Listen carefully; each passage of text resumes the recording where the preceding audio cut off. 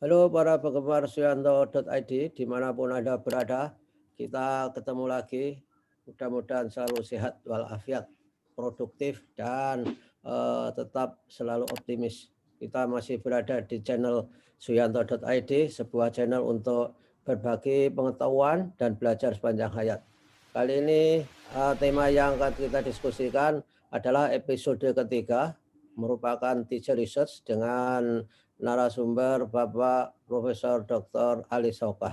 Beliau adalah dulunya berada di Guru Besar Universitas Malang dan sekarang menjadi Guru Besar di Universitas Muhammadiyah Kalimantan Timur.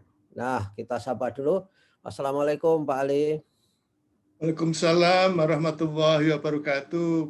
Bagaimana kabarnya Pak Yanto? Alhamdulillah baik dan sudah vaksin pertama. Mudah-mudahan Alhamdulillah. sehat semua ya. Nah, Pak Ali, kita sekarang berada di episode ketiga mengenai teacher research. Jadi kemarin sudah membahas mengenai jenis-jenis dan apa saja yang bisa dilakukan. Kali ini akan membahas lebih detail lagi apa yang bisa dilakukan oleh guru mengenai research untuk pengembangan, untuk peningkatan profesionalisme mereka. Pak Ali.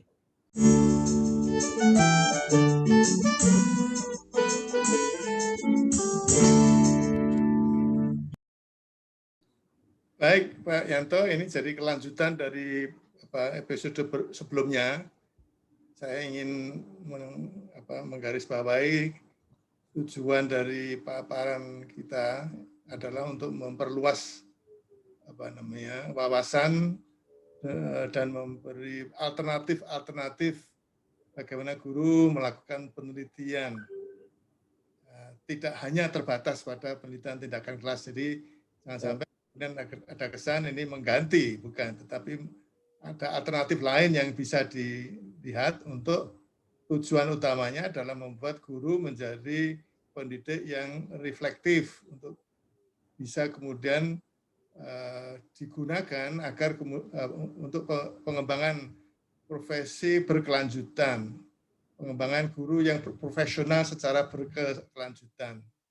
Sehingga kalau kemudian ternyata ini nanti dianggap baik, dan mungkin juga suatu saat diteliti juga kira-kira guru itu lebih mudah melakukan yang mana yang kemudian sama-sama memberikan manfaat pada pengembangan profesionalisme guru yang berkelanjutan tanpa harus kemudian dalam bentuk yang sifatnya rencana program secara nasional. Ini bisa dilakukan sendiri-sendiri. Untuk episode yang sekarang ini, lanjutannya itu memaparkan kembali lagi kira-kira topik-topik penelitian yang disebut dengan riset pendidik itu seperti apa, dan khususnya metode penelitiannya itu apa saja yang kemudian bisa digunakan. Gitu Pak Yanto, izinkan saya bisa share. Oke. Bisa saya kasih share, ya silakan. Kita bahas satu persatu. Sebentar.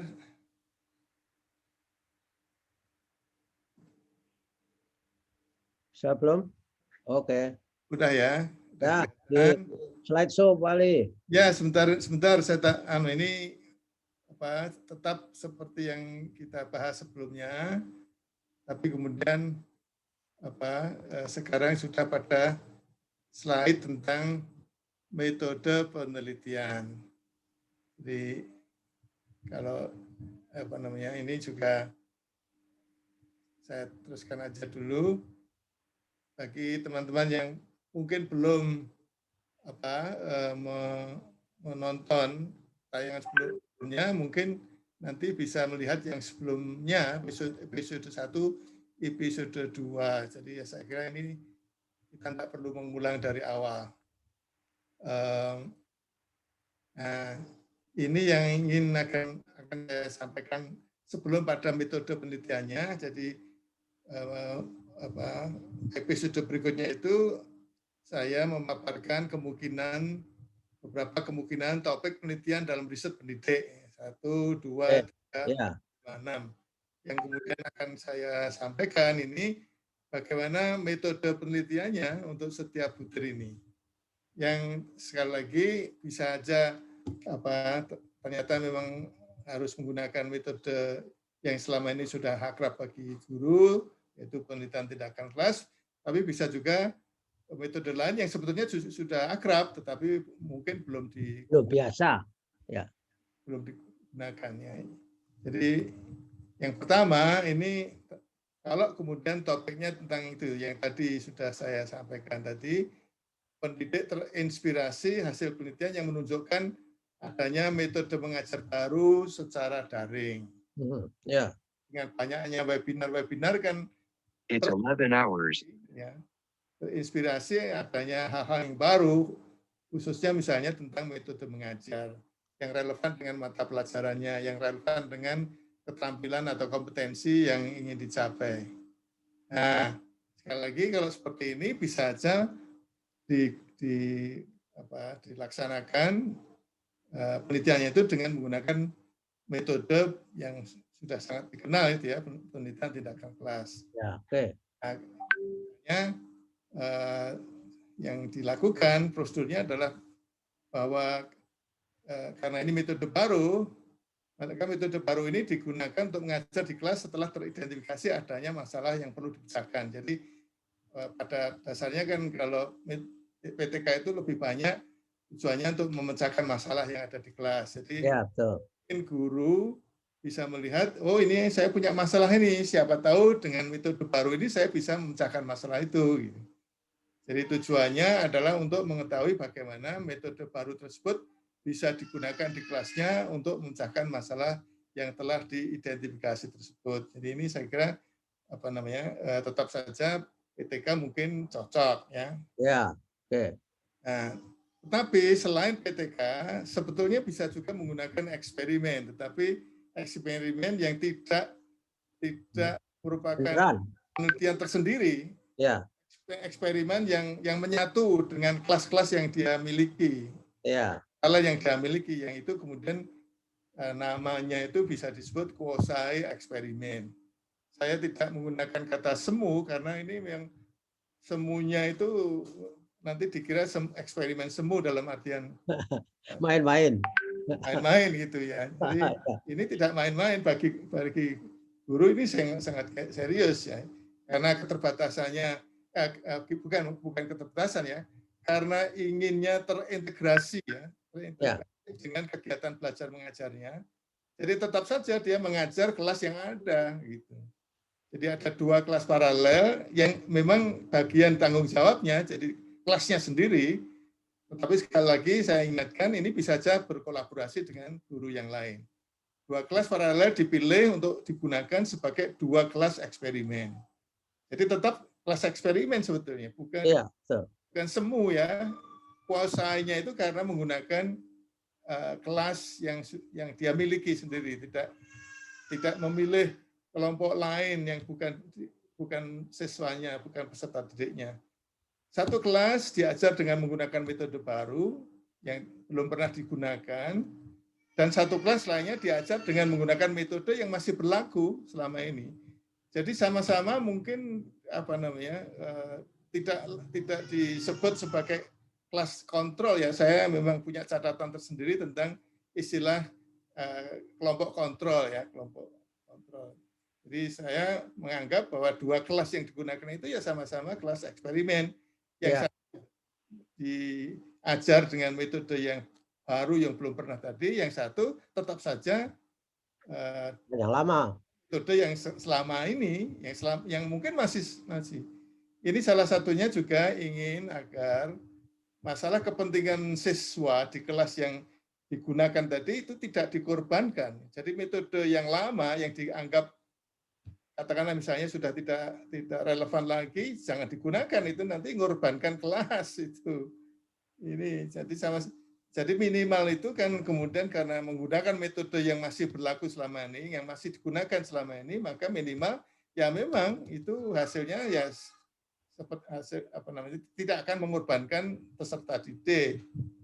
Nah, kemudian prosedurnya itu sebelum eksperimen dimulai asesmen kemampuan awal peserta didik di dua kelas tersebut harus dilakukan untuk memastikan kemampuan kedua kelas tersebut sama sebelum eksperimen. Ya. Nah, dalam kaitannya dengan memilih mana yang diajar dengan metode baru, mana yang diajar dengan metode yang selama ini digunakan, itu bisa random dalam artian pilih seperti lotre itu. Random kali. Ya. Random kelasnya kan ini, bukan random siswanya. Bukan siswanya, jadi istilahnya itu ini bukan random assignment dalam arti. Bukan random assignment, ya. Bukan random Oh, assignment, bukan menugasi atau membagi individu ke dalam dua kelompok, enggak. Tapi kelas A dan kelas B yang paralel apa adanya. Dipilih secara acak gitu. Ya apa adanya toh, tidak apa adanya gitu. Artinya mana yang mau diajar dengan metode baru, mana yang metode yang selama ini berlaku itu tidak dipilih-pilih gitu. Jadi jika tidak sama, ini yang seringkali saya ini pengalaman mahasiswa saya lah gitu ya. Itu ini perbedaan awal. Jadi memastikan kemampuan kedua kelas tersebut sama sebelum eksperimen itu kan menggunakan istilahnya itu yang paling terkenal itu pretest. Ya. Assessment kemampuan awal peserta didik. Pretest ini bukan untuk dibandingkan dengan post-test gitu. Ya. Ini salah kaprah ya, dalam artian keliru paham ya. Ini untuk memastikan apakah kedua kelas tersebut sama sebelum eksperimen sehingga kalau berbeda hasilnya dibandingkan itu bukan karena perbedaan pada awalnya.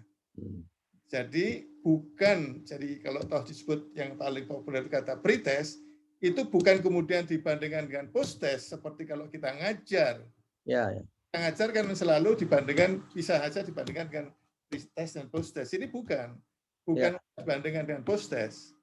Jika tidak sama, jadi pada waktu awalnya itu sebelum eksperimen menggunakan dua metode yang beda tadi, misalnya tidak sama, ini yang mungkin nanti mengganggu kalau kita membandingkan hasil akhir. Ya inilah yang kemudian akan dipakai untuk menganulir adanya perbedaan awal yang kemudian membuat perbedaan akhir gitu.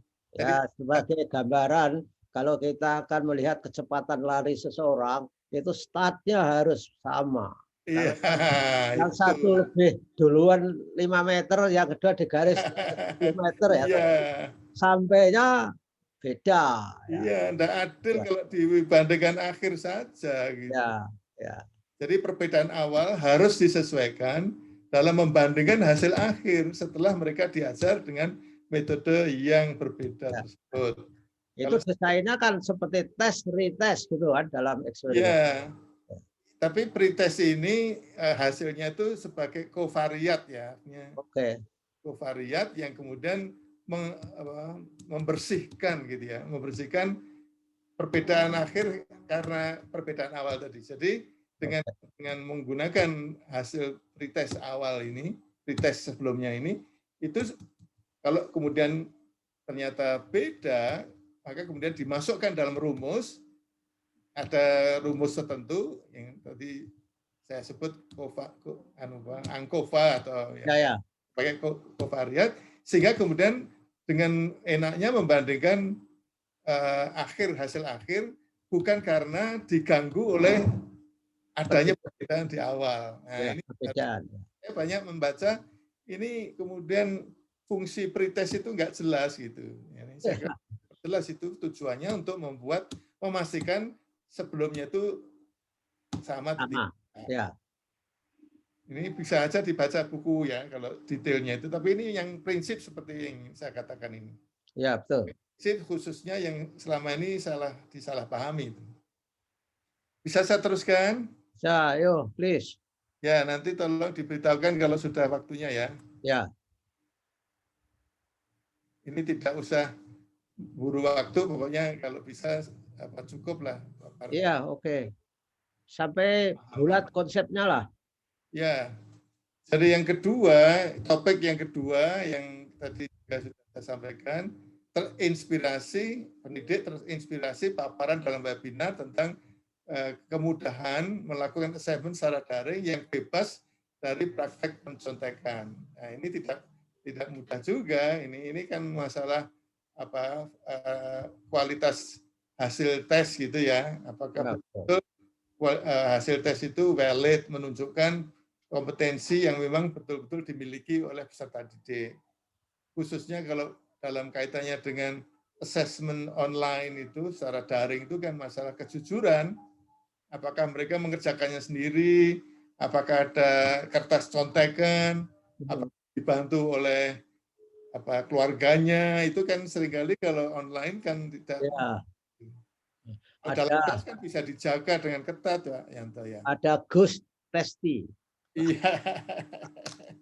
Iya, jadi oleh karena itu ini menurut saya ini bisa saja ada pendekatan lain ya, tapi kalau menurut saya kembalikan saja pada bagaimana kemampuan kompetensi yang sudah dimiliki oleh pendidik tentang reliabilitas. Saya kira kalau di LPTK itu sudah diajari mereka menguji reliabilitas. Jadi reliabilitas itu kan konsistensi hasil yang diperoleh. Kalau kemudian itu misalnya katakanlah ini menggunakan tes retest. Ya. Kalau kemudian beda sekali di tes retest itu beda sekali, maka itu ada sesuatu yang dalam waktu yang relatif singkat kok tiba-tiba yang satu jelek, yang satu bagus, padahal yang diukur itu sama, gitu. Prinsipnya begitu. Ya. Tetapi kemudian tes retestnya itu tidak semata-mata tesnya sama, tapi tesnya udah harus diubah dulu. Jadi bukan kemudian tes yang sama diberikan, kemudian setelah itu tes berikutnya sama persis. Itu nanti kalau sama-sama nyonteknya yang itu ya akan tinggi juga korelasinya. Karena ada bias ya. Apa namanya? Iya. Jadi ini saya ya. Jadi tes yang sama itu, Pak Yanto, katakanlah dalam bentuk pilihan ganda dilaksanakan 2 kali, akan tetapi butir-butir soalnya diacak. Ya, ya. Soalnya maupun urutan pilihan-pilihan jawabannya. Apa? Tes maturity apa anunya? Musuhnya itu. Ya jadi sebetulnya ini menguji error of measurement ya Pak Yanto. Ya. Error of measurement yang diakibatkan oleh adanya percontekan. Jadi kesalahan mengukur, ya kan konsep kata true score ya, skor yang. Tapi Pak Ali, itu kan ada fenomena kalau tes retest itu kalau jaraknya terlalu dekat, dia masih ingat butir tesnya. Kalau jaraknya terlalu lama, itu dia bias karena dia semakin mature, semakin knowledgeable terhadap yang diteskan itu. Apa itu? Ini bukan itu Pak Yanto. Bukan itu. Ini butir. Kalau itu kan sama persis retestnya itu. Ini tidak sama persis. Substansinya sama, tapi butir-butir soalnya diacak. Ya. Diacak urutannya maupun urutan pilihan-pilihan jawabannya yang semula misalnya masih ingat yang benar itu dulu A. Ini tidak A lagi yang benar. Ya. Itu. Ya justru itu kuncinya untuk melihat kalau kemudian dia ngerpek lagi itu dia akan keliru. Dia akan keliru. Jadi kalau ngerpek lagi, sama-sama ngerpeknya artinya sama-sama dibantu orang lain, kerpekannya sama, maka dia akan keliru. Jadi skor hasil pelaksanaan 2 kali tes yang paralel tersebut kemudian dikorelasikan. Jadi kalau kemudian ternyata dia ngerpek, maka dia akan keliru menjawab. Ya. Dan itu berarti korelasinya akan rendah. Jadi kalau korelasinya tinggi, maka kemudian itu ya konsisten, itu diacak soalnya, pilihan jawabannya juga diacak, tetap saja kemampuannya sama. Karena tidak ada pengaruh dari percontekan. Ya. Karena tidak terpengaruh oleh systematic error. Iya, betul. Betul Pak Yanto. Jadi ini tidak dalam buku ya. Artinya saya merasa ini sekali lagi penelitian pendidik, teacher research yang bisa memanfaatkan sebetulnya kompetensi mereka tentang bagaimana membuat tes, bagaimana karakter tes yang baik dan seterusnya. Tapi memang ini ada modifikasi Pak Yata, ini modifikasi saya sendiri nih. Tapi sekali lagi ini bisa terbuka juga untuk dibahas ya. Iya. Menurut saya ini juga teacher research ini ya walaupun mungkin ya artinya teacher research itu kan seperti yang saya paparkan definisinya itu, ini terkait dengan tugas guru dalam kaitannya dengan proses belajar mengajar. Oke, nomor 2 ini mudah-mudahan nanti kalau ada yang bertanya atau memberi masukan itu kita bisa mengakomodasinya ya. Oke. Ya. Ini juga sekali lagi pendidik ingin tahu aspek pembelajaran daring yang paling disukai oleh peserta didik karena dianggap paling membuat mereka menjadi lebih banyak tahu daripada sebelumnya. Kan selama 1 tahun lebih ini ya, ini masih bertanya-tanya pendidik itu bagaimana yang dipersepsi oleh para siswa peserta didik itu dari apa yang selama ini dikerjakan. Saya melihat sebagai seorang kakek ya. Yang cucu saya ada yang banyak variasinya lah gitu, yang dikerjakan oleh anak-anak di SD misalnya itu variasinya banyak. Itu kan belum tahu kira-kira seperti apa yang disukai, tetapi juga membuat mereka lebih banyak tahu. Jadi proses pembelajarannya memang maksimal dan disukai gitu. Yang disukai itu bisa saja tidak membuat mereka menjadi lebih banyak tahu, Pak Yanto. Ya, oke. Perlulah. Ini menurut saya survei. Survei itu bisa juga untuk kelasnya sendiri. Jadi kalau dia punya satu kelas ya minimal 30-an ya, tapi kalau dia punya paralel itu bisa banyak itu. Apalagi kalau ini dilakukan secara kolaboratif. Kelas, semua guru gitu. Jadi dengan menggunakan Google Form yang sangat accessible ya, sangat bisa dijangkau. Praktis ya. Angket yang berisi pertanyaan-pertanyaan bagian mana kegiatan pembelajaran daring yang dirasakan telah membuat mereka memiliki kompetensi yang sebelumnya tidak mereka miliki. Jadi dengan survei saya kira ini sangat mudah. Ini sekali lagi ini kan jenis metode penelitian yang menurut saya guru sudah banyak tahu lah, ini mudah sekali, tidak perlu ada latihan khusus untuk melakukan survei. Dan juga analisisnya tidak harus menggunakan statistik, bisa juga cuma melihat mana yang paling top, dianggap paling bagus, yang bisa membuat mereka menjadi lebih banyak tahu. Itu saja, persentase aja, tidak usah macam-macam gitu. Saya kira. Kemudian yang boleh saya teruskan keempat ya. Ini mungkin slide terakhir barangkali, nggak tahu lah, kita lihat. Jadi yang topik keempat ini, pendidik yang mengajar beberapa kelas paralel ingin tahu apakah capaian pembelajaran tiap kelas pada akhir semester sama atau berbeda. Dan jika berbeda, mengapa capaian mereka berbeda? Jadi punya kelas 3A, B, C, D, E misalnya itu guru harus sadar, guru harus tahu kira-kira ini adakah perbedaan, padahal kan yang diajar sama, bukunya mungkin sama, metodenya sama, tapi perolehnya seperti apa? Ya harapannya kan harusnya sama perolehnya, tapi dari mana dia bisa punya bukti peroleh yang sama itu? Nah, itulah makanya perlu dilakukan penelitian. Ya. Dari teacher research kalau ini kaitannya dengan bagaimana dia kemudian akhirnya bisa mengajar lebih baik, memaksimalkan sasaran pembelajaran yang lebih baik. Ya. Ini yang saya sebut penelitian deskriptif saja lah. Deskriptif artinya perlu mencari sebabnya apa, sebabnya mereka kira-kira apa. Jadi penelitian deskriptif itu hanya menggambarkan sama atau tidak. Kalau sama dari mana taunya, kalau berbeda dari mana taunya.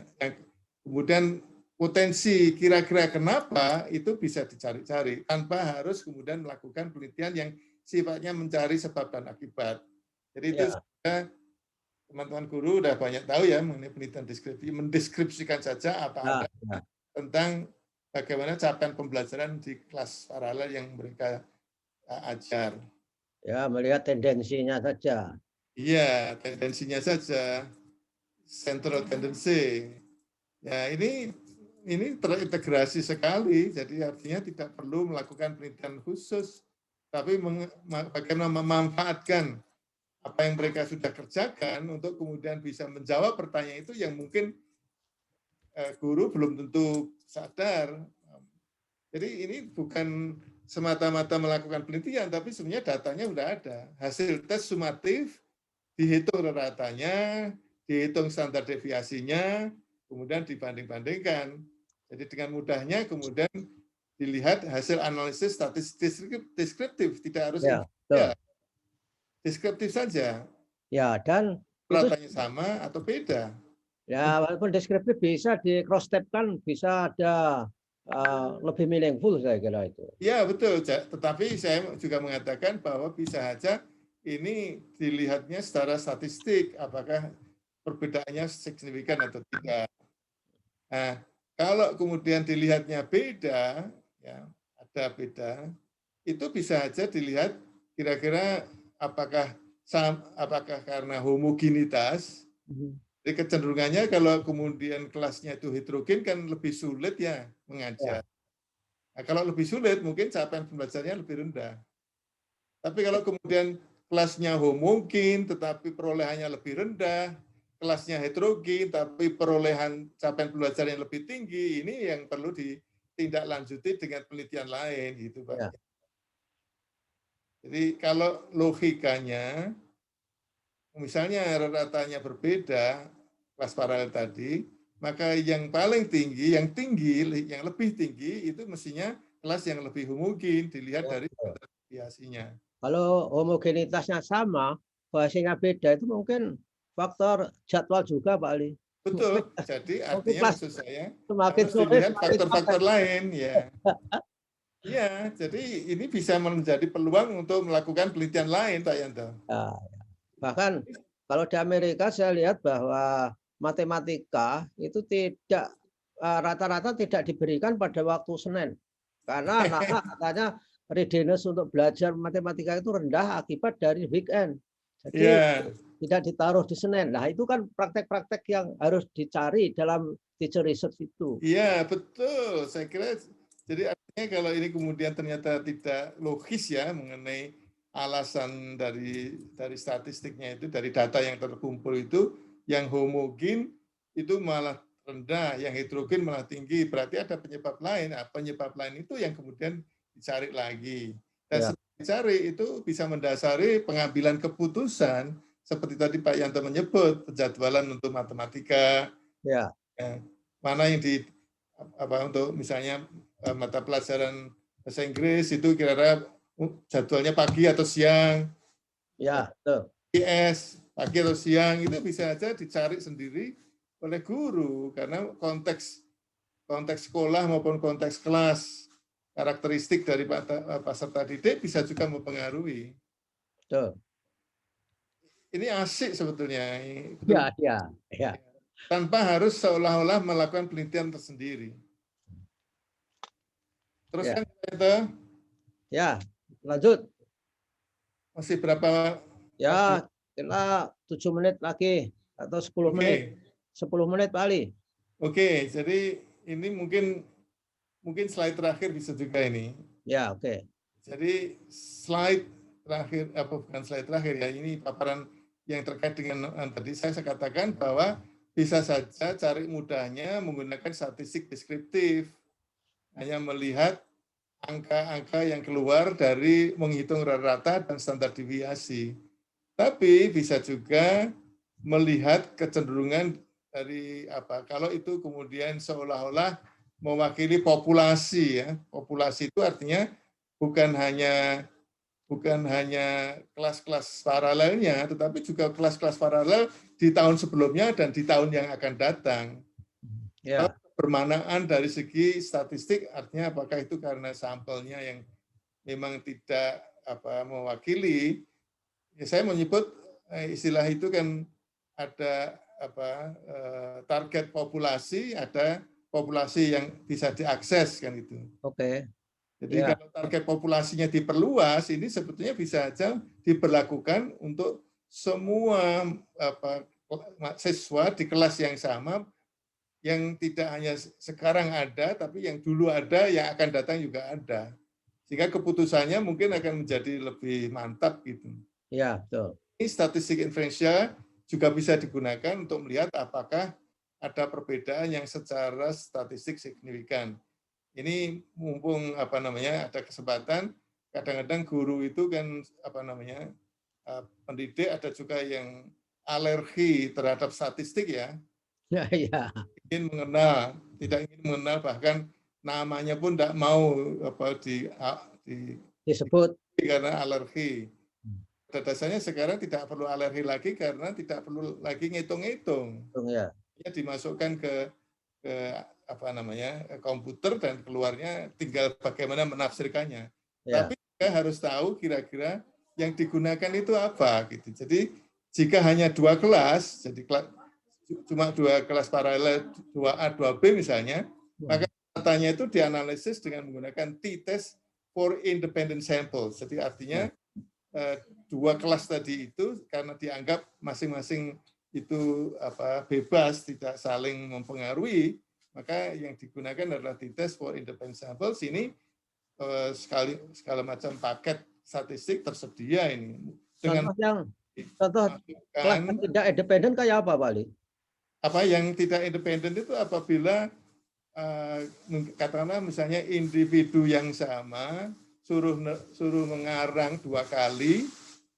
Jadi tes mengarang ini misalnya. Ya. Individu yang sama ada 30 siswa. 30 siswa itu diminta mengarang 2 kali. Lalu dites.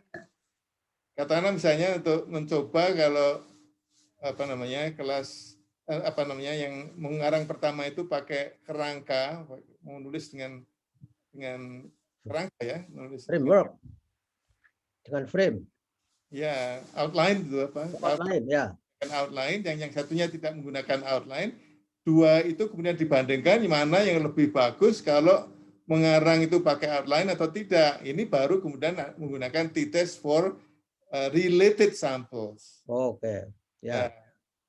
Jadi tidak harus 2 kelompok, tapi kalau 2 kelompok yang independen itu artinya capaian pembelajaran satu kelompok tidak dipengaruhi dan tidak mempengaruhi capaian pembelajaran di kelompok lain. Jadi kalau dia punya kelas paralel 1A 1B itu dianggap independen itu. Ya. Ya, jadi itu dan ini mudah sekali kalau mau menggunakan, misalnya kalau untuk statistik ilmu sosial kan SPSS yang terkenal itu. SPSS ya. Dia masukkan data-data itu. Jadi guru jangan sampai merasa ini sulit ya. Ini mudah sekali ini. Tinggal belajar penafsirannya.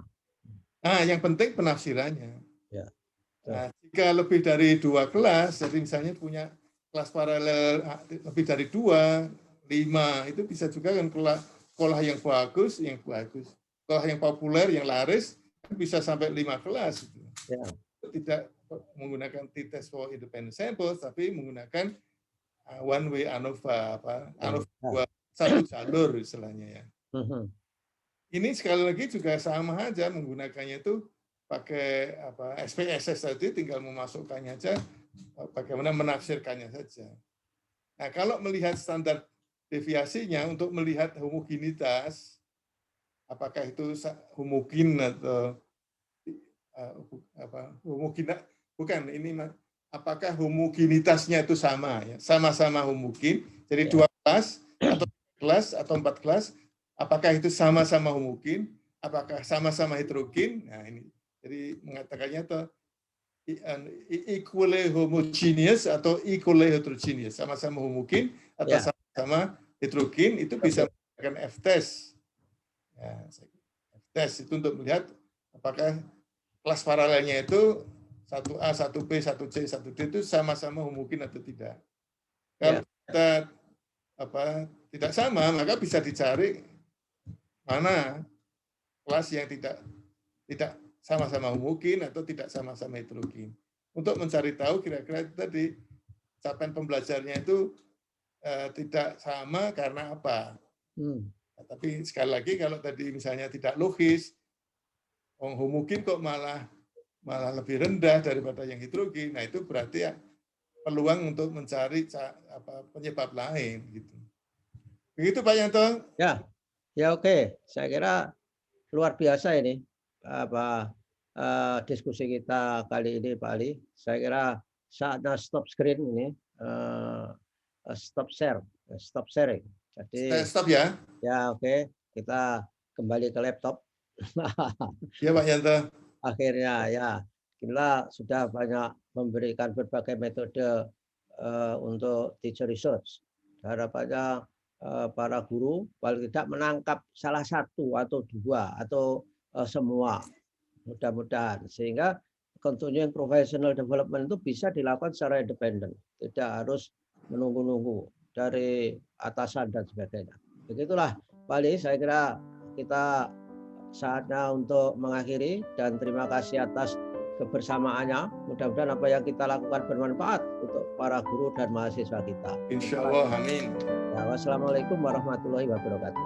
Waalaikumsalam warahmatullahi wabarakatuh. Terima kasih Pak Yanto. Terima kasih.